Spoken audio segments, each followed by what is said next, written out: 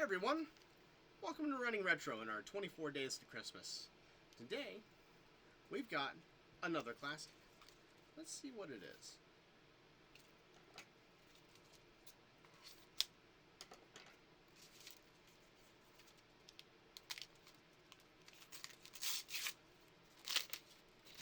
Now this one was a hard one, because we could have gone a few, but I went with Castlevania Bloodlines.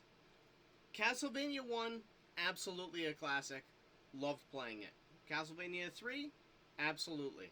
Super Nintendo, Castlevania 4, sure thing. But this one stood out to me because of how smooth its gameplay is, and I like the fact with the Super Nintendo, the gameplay is super smooth, but because you can whip in all directions, it does take something away from the sub-weapons. And I felt like Castlevania Bloodlines edged it out in that improvement and still being a classic in its series, just because it kept more to the traditional style of the whipping. It did give you the diagonal whip, it gave you another character, so it gave you more replayability, but the fact that it actually kept its sub-weapons really pertinent. Sometimes you want the axe, and if you get the boomerang, you're in a really hard spot. When you're climbing up to the gargoyle, if you don't have the axe, that climb is hard. Doesn't matter if you have another sub-weapon, you're going to have a rough time.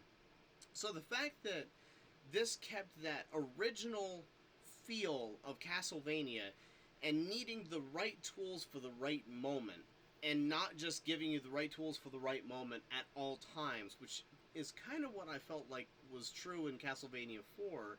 This game kept that old feel, but it added something new. The fact that you still saw Dracula's castle, but at the same time you got to travel across the world, and the Genesis graphics do an amazing amount of justice to sort of modernity of this game. And I think all of that combined makes Bloodlines just a classic game that is hard to put down, and it's hard to resist playing. So in our mind, this is another stone cold classic.